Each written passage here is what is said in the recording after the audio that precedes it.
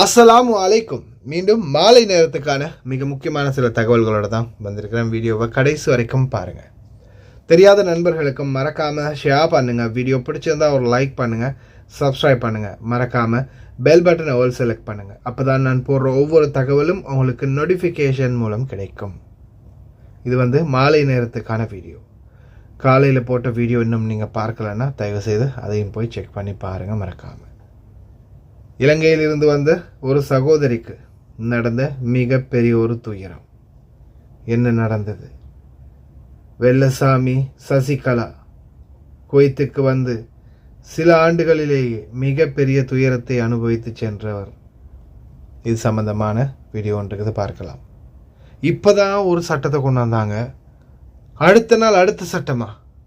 அதுவும் இது மிகப்பெரிய ஒரு ஆபத்து. ஓட்டுநர்களே உங்களுக்கு தான். சோஷியல் மீடியா குவைத் மன்னருடைய எச்சரிக்கை ஞாபகம் இருக்கட்டும். ஃபிங்கர் பிரிண்ட் சம்பந்தமான முக்கியமான தகவல், ஜஹரா கவர்னரேட், டெலிவரி பைக் சம்பந்தமான பிரச்சினை, அதே போல் சிவில் சர்வீஸ் கமிஷன் ஊழல்வாதிகளை வெளிக்கொண்டு வரும். வெண்டுட்டார், பாதி வெண்டுட்டார், இல்லை முழுசாக வந்துட்டாருன்னு மாதிரி தான் தெரியுது. ஏன்னா பார்க்கும்போதே மெய்சில் இருக்க வைக்கிற ஜனத்தொகை வேறு லெவலில் கடைசி மீட்டிங்கை போட்டார் அனுரு. பார்க்கலாம் அனைத்து தகவல்களையும். ஓட்டுநரை கேமராவுக்கு முன்னுக்கு ஸ்லோ பண்ணிவிட்டு அடுத்த கேமராவை தாண்டி வேகமாக போனீங்க, அடிச்சிடும். நேற்று தான் 25 தினார் ஹார்ன் அடித்த அபராதம் அப்படின்றத போட்டாங்க. இப்போ புதிதாக இன்னொரு குண்டு தூக்கி போடுறாங்க. என்னென்னு பார்த்தீங்கன்னா, நீங்கள் கேமராவை கண்ட உடனே என்ன பண்ணுவீங்க? உடனே ஸ்லோ பண்ணுவீங்க. அதுக்கப்புறம் உடனே வேகமாக போவீங்க. அப்போது அதுக்கு அடுத்த கேமரா வரும். அப்போ என்ன பண்ணுவீங்க? ஸ்லோ பண்ணுவீங்க. அதுக்கப்புறம் வேகமாக போவீங்க. 150, 160, 180 வரைக்கும், 200 வரைக்கும் போவீங்க. அதுக்கப்புறம் என்ன பண்ணுவீங்க? மறுபடியும் ஸ்லோ பண்ணுவீங்க. ஆனால் இப்போ வரக்கூடிய இந்த ஸ்மார்ட் கேமராவில் நீங்கள் எத்தனை நிமிடத்துக்குள்ளே ஒரு கேமராவிலேருந்து இன்னொரு கேமராவை கடந்துருக்கிறீங்க. சாதாரணமாக 120 ஸ்பீட் லிமிட்டில் நீங்கள் போயிருந்தீங்கன்னா எத்தனை நிமிடத்தில் கிடப்பீங்க? இல்லை அதை விட அதிவேகமாக போயிருந்தீங்கன்னா எத்தனை நிமிடத்தில் கிடப்பீங்க? அதை மானிட்டர் பண்ணி வச்சு அதுக்கேற்ற மாதிரி அது ஃபோட்டோ அடிச்சிடும். இனிமே அடுத்த தலைவலி ஆரம்பம். هناك العديد من الانواع الكاميرات ومنها الكاميرا تسمى بوينت تو بوينت، والكثير يتساءل شلون تعمل هذه الكاميرا بوينت تو بوينت او ما تسمى او هي تحسب السرعه من نقطه الى نقطه، فبالتالي مرورك من الكاميرا ما يعني ان او تجاوزك للكاميرا ما يعني انك تدوس مره ثانيه في الطرقات. ضروره التزامك بالسرعه المحدده على الطرقات على طول امتدادها. لا تخفف عند الكاميرا وتعتقد انها ما راح تصورك، وبعد الكاميرا تنطلق مره ثانيه تدوس تتجاوز السرعه وترجع مره ثانيه حق الكاميرا الثانيه تخفف. الكاميرات هذه تعمل بنظام بوينت تو بوينت، تحسب المسافه والسرعه ومن ثم يتم تحريرك المخالفه المروريه حسب النسبه اللي تجاوزت فيها للسرعه المحدده على الطرقات. فبالتالي احنا نقول دائما التزم بقواعد وقوانين المرور حتى تحافظ على حياته وحياه الاخرين.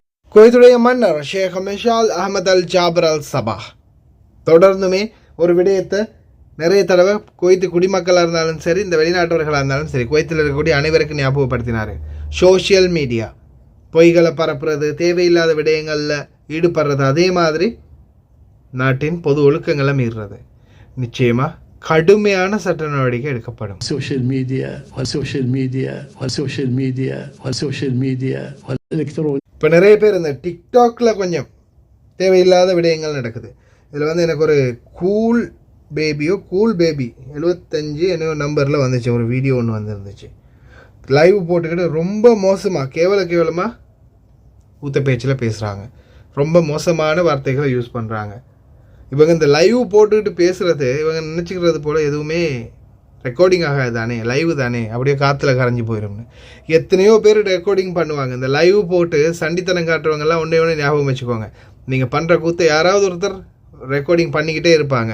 அதில் நீங்கள் எதை தவற விடுறீங்களோ அது எல்லாத்துக்கும் சேர்த்து நல்ல சன்மானம் கிடைக்கும். கவனமாக இருந்துக்கோங்க. சமூக ஊடகங்கள் பாவிக்கிறவங்க. ஒரு தாய் மக்கள் உதவும் கரங்கள் ஜெனட் மேரி அம்மா எனக்கு இப்போ ரீசெண்டாக ஒரு வீடியோ ஒன்றும் ஒரு ஆடியோவும் அனுப்பியிருந்தாங்க.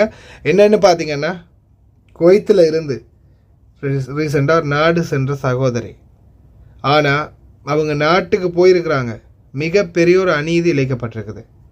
இது சம்மந்தமாக ஆரம்பத்திலேயே ஜெனட் மேரி அம்மா தேவையான விடயங்களை நடவடிக்கைகள் எடுக்கிறதுக்கு முயற்சி பண்ண சொல்லியிருக்கிறாங்க. ஆனால் இருந்தும் பயனளிக்கல. அவங்க நாடு போய் சேர்ந்துட்டாங்க. ஆனால் அவங்களுக்கு நடந்த அநீதி மிகப்பெரிய ஒரு அநீதி. கல்ஃப் நேஷன் விதேசரக்கே ஆயத்தன கல்ஃப் நேஷன் வெளிநாட்டு வேலைவாய்ப்பு பணியகம் இது மூலமாக தான் வந்திருக்கிறாங்க.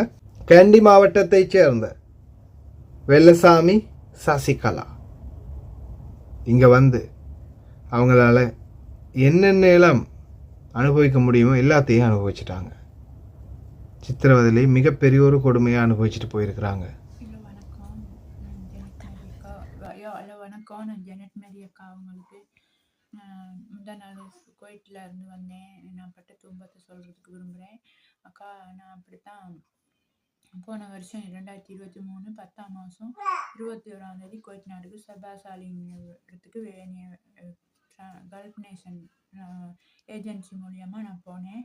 அங்கே போனால் அந்த வீட்டில் 4 பேர் இருக்கான்னு சொன்னதுக்கு 7 பிள்ளைகளும் பாபா மாமா எல்லாம் 10 பேர் என்னை கிளீனிங்க்குன்னு எடுத்துகிட்டு சமைக்க சொன்னாங்க. என்ன சமைக்க தெரியாது எனக்கு. அதுக்கப்புறம் என்னை கிளீனிங்க்கு போட்டு அங்கே ஒரு பிலிப்பீன் இருக்கா, அவள் நாட்டுக்கு போயிருந்தேன். நான் போயிருக்கும்போது அப்போ இருந்துட்டு நான் வேலை செஞ்சுக்கிட்டு இருந்தேன். அந்த வீட்டில் எனக்கு சரியான கொடுமைகள் செஞ்சாங்க. போனதுக்கு 4 யூனிஃபார்ம் தான் வாங்கி கொடுத்தாங்க. சாப்பாடு ஒழுங்காக தர மாட்டாங்க. மேகியை சாப்பிட்டு தான் இருந்தேன். கூடுதலாகவே என் காசுக்கு சம்பளம் வரும்போதெல்லாம் மேகி. சவுக்காரத்துலேருந்து செம்போலேருந்து க்ரீம்லேருந்து எல்லாமே என் உள்ளுடுப்புலேருந்து எல்லாமே என் காசுக்கு தான் வாங்கியிருந்தேன். நான் ரொம்ப கடனில் போனேன். என் மகளுக்கு கல்யாணம் வச்சுட்டு வீடு எங்களுக்கு ஒழுங்காக இல்லை.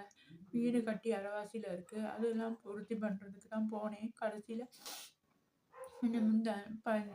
செப்டம்பர் மாதம் 16ஆம் தேதி திடீர்னு அந்த வீட்டுக்காரி என்னைய ஒரு உடுப்பு அயன் பண்ண சொன்னேன். அயன் பண்ண சொல்லும்போது நான் அயன் பண்ணி கொண்டாந்து கொடுத்தேன்.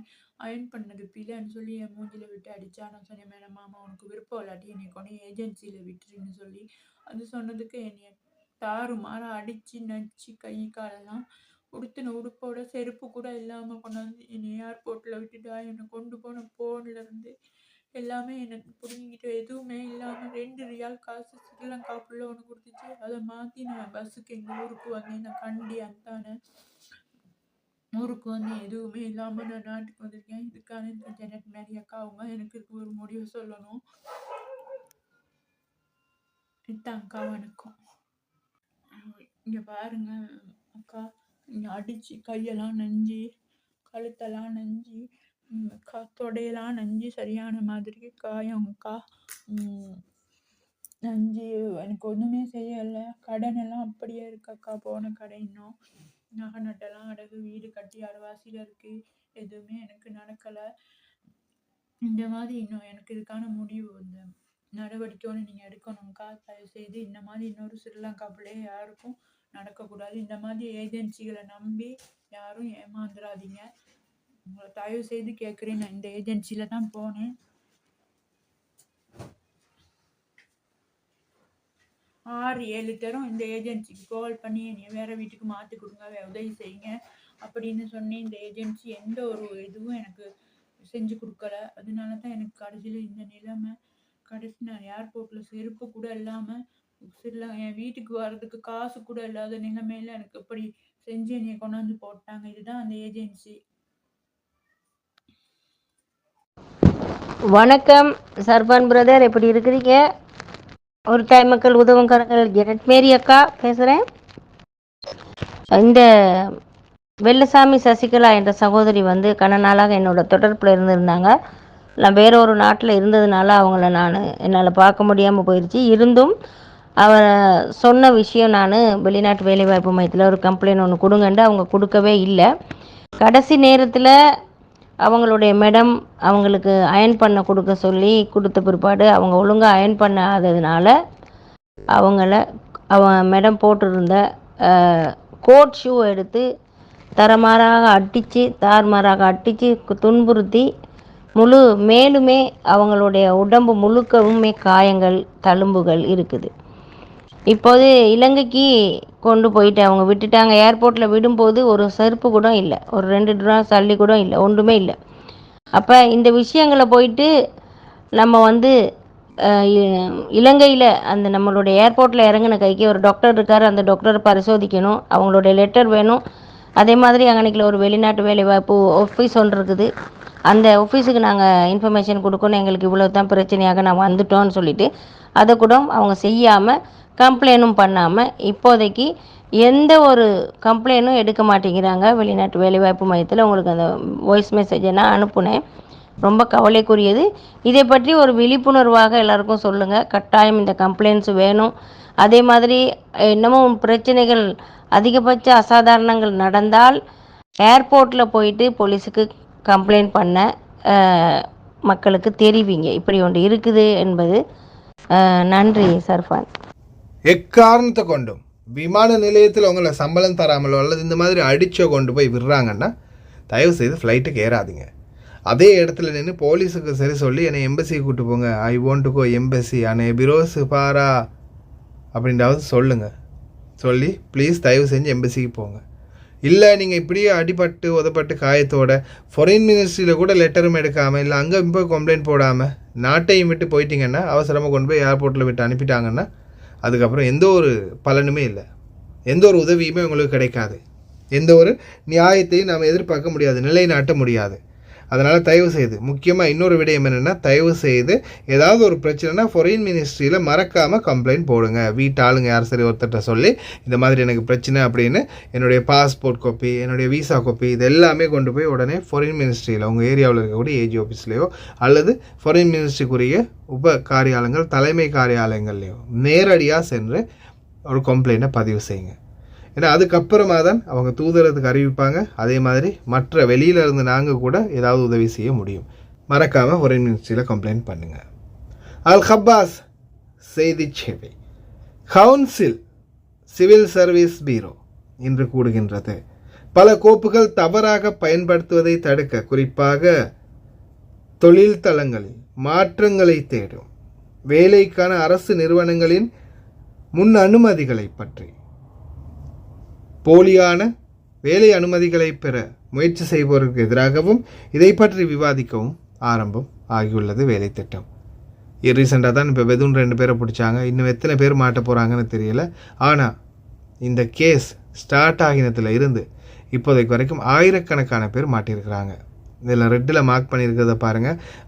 ஒருத்தர் 11, அதுக்கு பிறகு 12, அதுக்கு பிறகு 58, அதுக்கு பிறகு 41. இது மாதிரி ஒவ்வொருவரும் தொடர்ந்து இந்த பெதூன்கள் மாட்டிக்கிட்டே இருக்கிறாங்க. நாட்டை விட்டு நாடு கடத்திக்கிட்டே இருக்கிறாங்க சொந்த நாட்டுக்கு. என்ன தான் நடக்க போகுதுன்னு தெரியல. அடுத்ததாக மிக முக்கியமான தகவல், இந்த பயோமெட்ரிக் ஃபிங்கர் பிரிண்ட் 9ஆம் மாதத்துக்கு பிறகு இல்லைன்னா இருக்கவே முடியாது, எதுவுமே பண்ண முடியாது அப்படின்னு சொன்னாங்க. ஆனால் இந்த வெளிநாடுகளில் ட்ரீட்மெண்ட்டுக்காக போயிருக்கிறவங்க, படிப்புக்காக போயிருக்கிறவங்க, அந்த வெளிநாடுகளில் இருக்கிறவங்களுடைய நிலைமை என்ன அப்படின்ற மாதிரி ஒரு கேள்வியை எழுப்பியிருக்கிறாரு. ஹாஸ்பிட்டலுக்கு ட்ரீட்மெண்ட்டுக்காக போயிருக்கிறவங்க, நோய்வாய்ப்பட்டவங்க, தொழிலாளர்கள் போயிருக்கிறாங்க கூட, இது எல்லாருமே பாதிக்கப்படுறதை தவிர்க்கலாம். مساك الله بخير معالي وزير الداخلية الشيخ فهد اليوسف.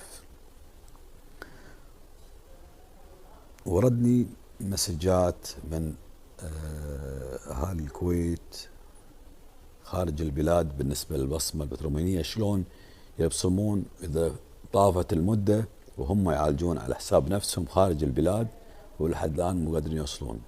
إذا كانت لهم يعني استثناءات أو البصمة راح تروح للسفارات خارج الكويت، ولا شلون الطريقة اللي لحد الآن هم مو فاهمين إذا وقفوا أعمالهم على ما قيل إن اللي ما يبصم له إجراءات ثانية، ولا هل هم لهم حالات استثنائية اللي خارج البلاد، فينتظرون منك بيان ولا توضيح في هذا الموضوع بالنسبة للناس اللي تعالج خارج البلاد سواء على حساب الدولة أو على حساب نفسها خاص.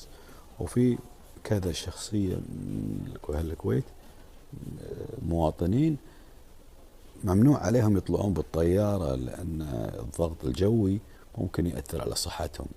فأتمنى رسالتي تكون إلى معالي وزير الداخلية توصل بأسرع وقت ويكون الرد لهم يرتاحون عشان يعرفون شلون طريقة الإجراءات بالنسبة للناس اللي خارج الكويت. أسأل الله يحفظ الكويت وأهلها من كل مكروه ويرجعهم إلى أرض الوطن سالمين غانمين يا رب. ஜஹரா முனிசிபாலிட்டி இன்னும் எத்தனை ஆயிரம் டெலிவரி பைக்குகள் வந்தால் குவைத்தில் இந்த டெலிவரி பிரச்சனைக்கு தீர்வு கிடைக்கும் அப்படின்னு கேட்டுக்கிறாங்க. ஏன்னா அந்த அளவுக்கு டெலிவரி வாகனங்கள் மட்டும் ஒவ்வொரு இடங்கள்லையும் நிறுத்தி வைக்கப்பட்டிருக்கிறது வந்து பிரம்மாண்டமாக இருக்குது. டெலிவரி ஓட்டுநர்களே முடிந்த வரைக்கும் வாகனங்களை கொஞ்சம் தள்ளி போடுங்க. ஒரே அடியாக எல்லாத்தையும் ஒரே குமியலில் வச்சிங்கன்னா இப்படி தான் பார்த்துட்டு யாராவது கண்ணை வச்சுட்டு போயிடுவாங்க. கண்ணை மட்டும் வச்சா பரவாயில்லையே, கம்ப்ளைண்ட் டைமில் சேர்த்து வைக்கிறாங்க, அதுதான் பிரச்சனை. அடுத்ததாக இன்றைக்கி அம்கராக போயிருந்தேன். சின்ன ஒரு வேலை அம்கராக போயிருந்தேன். அம்கராவிலேருந்து வெளியாகும்போது திடீர் தீ விபத்து. என்னென்னு பார்த்தா யாரோ சிகரெட்டை பிடிச்சிட்டு வீசியிருக்காங்க. செராமிக் டைல்ஸ் இல்லையா, டைல்ஸ் கம்பெனி, அந்த ஃபேக்ட்ரிகள் இருக்குது, ஸ்டோர்கள். அந்த ஸ்டோர்களுக்குள்ளே விசிட் பண்ணின 2 நண்பர்களில் ஒருத்தர் என்ன பண்ணியிருக்காங்க, சிகரெட்டை பிடிச்சிட்டு கீழே வீசியிருக்காங்க. அது கார்ட்போர்டு அந்த இதுகளில் பட்டு தான் தீ விபத்து ஆகிருக்குது. பெரிய அளவு எந்த ஒரு தீ விபத்தும் இல்லை. உடனடியாக தீயணைப்பு வரை வந்து தீயை அணைச்சிட்டாங்க. அதே போல் நான் ஒன்று தான் சொல்கிறது, சிகரெட் பிடிச்சிட்டு கண்ட இடத்துல தயவு செய்து வீசாதீங்க. முடிந்த வரைக்கும் காலுக்குள்ளே வச்சு அணைச்சிட்டு போடுங்க, இல்லைன்னா இந்த மாதிரி தான் தீ விபத்து ஆகும். சரி, நம்மளுடைய சேனலில் ஒரு வாக்கெடுப்பு நடத்தினோம் ரீசெண்டாக. அதில் பார்க்கும்போது 62% அனுரகுமார திசாநாயக்க, 24% சஜித் பிரேமதாசா, 7% ரணில், ஆனால் 6% நாமல் ராஜபக்சேக்கும் ஓட்டு பண்ணியிருக்காங்கப்பா நம்ம ஆளுங்க. நம்மளுக்கு சப்போர்ட் பண்ணவங்க இன்னமுமாடா இருக்கிறீங்க, இன்னமும் எங்களை பைத்தியக்காரனாகவே நினச்சிக்கிட்டு இருக்கிறீங்கல்ல அப்படின்ற மாதிரி அவனுங்க சொல்லுவாங்க. கேட்டுக்கிட்டு இருக்க போகிறீங்க. அடுத்ததா இந்த முறை வெற்றிக்குரிய பாதையை நோக்கி போயிட்டுருக்குது அப்படின்னு சொல்லலாம் என்பிபி. ஏன்னா அந்த அளவுக்கு பவர்ஃபுல்லான ஒரு க்ரௌடை வந்து கடைசி மீட்டிங்களில் செம்மையாகவே வந்து கொண்டு வந்துட்டார் அனுரகுமார திசாநாயக் அவர்கள். பாருங்கள், இது எல்லாமே வந்து அடுத்தது இன்னொன்று என்னென்னா, இந்த விஷயத்தால் தான் நான் இன்றைக்கும் ஆசைப்படுறது, சந்தோஷப்படுறது, இவங்க வரணும் அப்படின்னு.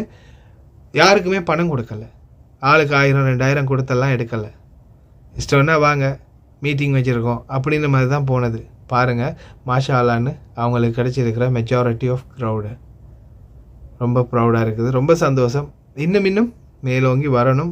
அனுரகுமார திசாநாயக் அவர்கள் நாட்டை ஆட்சி செய்து நாட்டில் நடந்த ஊழல்களை தட்டி கேட்கணும் அப்படின்றது தான் எங்களுடைய ஒரே ஒரு எண்ணம். அதே போல் பார்த்திங்கன்னா சோஷியல் மீடியாக்கள்லேயும் அதிக வாக்கெடுப்புகளில் இருக்கிறது வந்து லீடிங்கில் இருக்கிறது வந்து அனுரகுமார திசாநாயக்க தான். பார்க்கலாம், நம்ம மக்களை தான் நம்ப முடியாத. இந்த பக்கம் ஒன்று பேசுவாங்க, அந்த பக்கம் ஒன்று செய்வாங்க. அதுதான் பிரச்சனையே. நம்ம மக்கள் ஒற்றுமையாக இருந்தாங்கன்னா சரி. இப்போ பாருங்கள், இந்த கூட்டம் நடக்குது. இந்த கூட்டத்தில் இருக்கக்கூடிய எத்தனை 1000 மக்கள் இருக்கிறாங்க. ஆனால் அவங்க எல்லாருமே ஓட்டு போடுவாங்களா அப்படின்னு பார்த்தா ஒரு சிலர் வந்து அன்னைக்கு ஏதாவது வேலை வந்தால் போயிடுவாங்க. அப்படி இல்லைன்னா ஒரு சிலர் என்ன பண்ணுவாங்க, சாயந்தரமாக போய் போடுவோம் அப்படின்னு இருந்துட்டு அப்படியே மறந்துடுவாங்க. ஆனால் நிறைய பேர் செய்கிற இந்த அலட்சியமான செயல்பாடு நம்மளுடைய நாட்டை அவங்களையும் சோம்பேறியாக்கி அவங்களும் சோம்பலில் விழுந்து நம்மளுடைய நாட்டையும் சோம்பேறி ஆக்குது. அதே மாதிரி இப்போ ரணில் விக்ரமசிங்க கேஸ் சிலிண்டரை எங்களை நீங்கள் ஜெயிக்க வைக்கலைன்னா கேஸ் சிலிண்டர் இருக்காது, கரண்ட் இருக்காது, பெட்ரோல் இருக்காது, டீசல் இருக்காது அப்படின்னு வந்து இப்போ மீட்டிங்கெல்லாம் பயமுறுத்த ஆரம்பிச்சிட்டார் போல் ரணில் விக்ரமசிங்க. அதுக்கு தான் இப்போ அனுரகுமார திசாநாயக் கேட்குற கேள்வி என்னென்னா, கேஸ் சிலிண்டர் கம்பெனிக்கு அதிபதியாக என்ன ரணில் விக்ரமசிங்க, அதே மாதிரி கேஸ் சிலிண்டர் கம்பெனியோடைய ஸ்பான்சரா, ஓனரா, இல்லைன்னா பெட்ரோல் டீசல் வராதுன்னு சொல்கிறதுக்கு அரபு நாட்டோடைய சுல்தானா? யாருப்பா அவர் தோத்தாருன்னா இன்னொருத்தர் ஜெயிச்சாருன்னா நாடு நல்லா இருக்க போகுது. வரக்கூடிய அரசியல்வாதி அதை பற்றி தீர்மானிப்பாங்க. அதே எப்படி ரணில் விக்ரமசிங்க பயமுறுத்தலாம் மக்களை, நான் ஆட்சிக்கு வந்தால் எல்லாம் கிடைக்கும், நான் இல்லைன்னா எல்லாமே போயிடும் அப்படின்னு. இதெல்லாம் வந்து குழந்தை பிள்ளைகளுக்கு பொறி உருண்டையை கொடுத்து ஏமாற்றுறதுன்னா ஏமாற்றலாம். ஆனால் இம்முறை ஒன்று சேர்ந்திருக்கிற கூட்டம், தானாக சேர்ந்த கூட்டம், இந்த கூட்டத்தை யாராலையும் அசைக்க முடியாது. மாண்புமிகு அதிமேதகு அப்பூச்சி அவர்களே, நீங்கள் அப்படியே கலிசனை இழுத்து மேலே உயர்த்தி வைத்து இன்னும் கொஞ்சம் காலம் ஆட்சி செய்யணும்னு நினைக்கிறீங்க. உங்கள் கையிலேருந்து அந்த கலிசனுக்கு கொஞ்சம் லீவு கொடுத்து உங்களை லுங்கியோட வீட்டில் உட்கார வச்சுட்டு விஷக்கிருமிகளை அழித்து புதிதாக நாட்டை கொஞ்சம் சுத்திகரித்து எடுக்கலாம். அதுக்கு ஒரு நல்ல முகம்தான் தேவை, நாரமுகம் எதுவும் தேவையில்லை. விரைவில் நல்லொரு செய்தி விரைவில் கிடைக்கணும் அப்படின்னு பிரார்த்திக்கிறேன். இலங்கை மக்களுக்கு சுபிட்சமான வாழ்க்கையும் நிம்மதியான சூழலையும் குறைந்த விலைவாசிகளையும் நம்மளுடைய வாழ்க்கை மறுபடியும் திரும்பினால் உண்மையிலேயே ஒரு சந்தோஷம்தான். අර්බුදය නිර්මාතෘ රනිල් වික්‍රමසිංහ අර්බුදයට බෙල්ල තියපු කෙනා ගෝඨාභය. හරිද? පව්වේ මිනිස්සයා. ඇත්තට මට වෙලාවක දුක හිතෙනවා. මේ කොහෙවත් යන ගෝත කරුමයකට කර දුන්නා. මේ රටේ තෙල් නැති කරේ, මේ රටේ ගෑස් නැති කරේ, මේ රටේ කිරිපිටි නැති කරේ, මේ රටේ ඉන්ධන විදුලිය නැති කරේ. ඒගොල්ලෝ මේකේ ප්‍රධාන වග උත්තරකරුවෙක් රනිල් වික්‍රමසිංහද හැංගිලා හිටියට අවසානයේදී මේක වග උත්තරකරයා බවට පත් උනේ ගෝඨාභය. මිනිහාගේ අවුරුදු දෙකමාරයි. මිනිහා මේකේ නොතේරණකමට කරපු වැරදි ටිකක් කරනකොට මහා බරපතල ආර්ථික ඝාතකය රනිල්ලා අර නොතේරෙන්න කරපු වැඩ ටිකකින් මේ අවුල උනේ. අර්බුදය නිර්මාතෘ රනිල් වික්‍රමසිංහ අර්බුදයට නේද බෙල්ල තියපු කෙනා ගෝඨාභය. හරිද? පව්වේ මිනිස්සයා. ඇත්තට මට වෙලාවක දුක හිතෙනවා.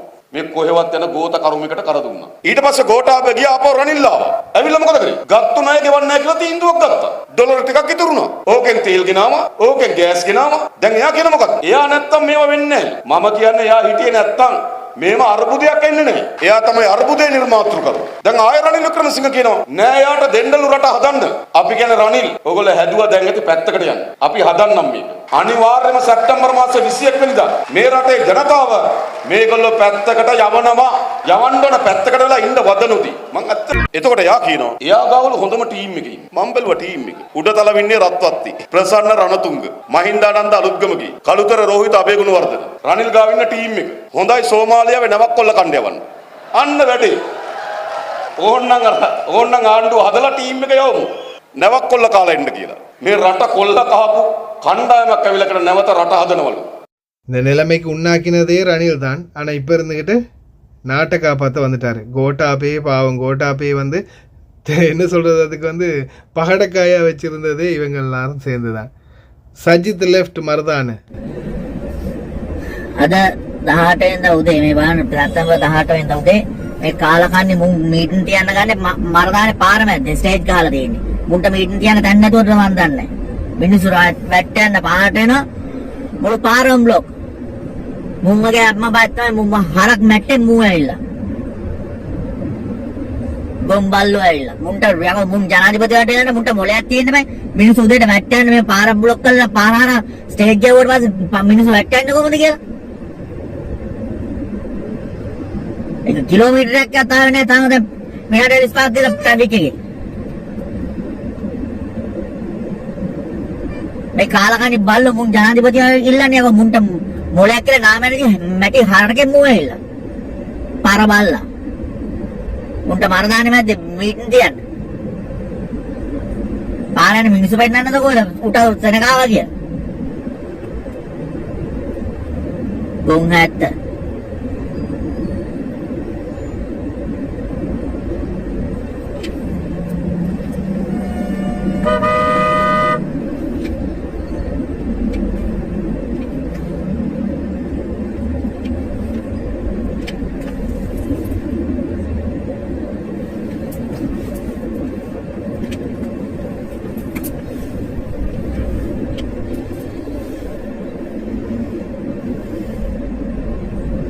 මේ බෝරුවන්ට ඡන්ද දෙන්න තියා මුංග වද්ද ගන්න එකයි ගෙවලට මුංගේ ඡන්ද ඉල්ලගෙන එන කාලකන්ණි 71 එක්ක.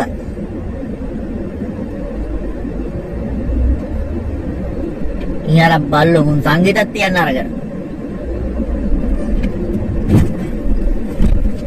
කාලකන්ණි. ෂිට් දවස් ඉවරයිනේ අකෝ.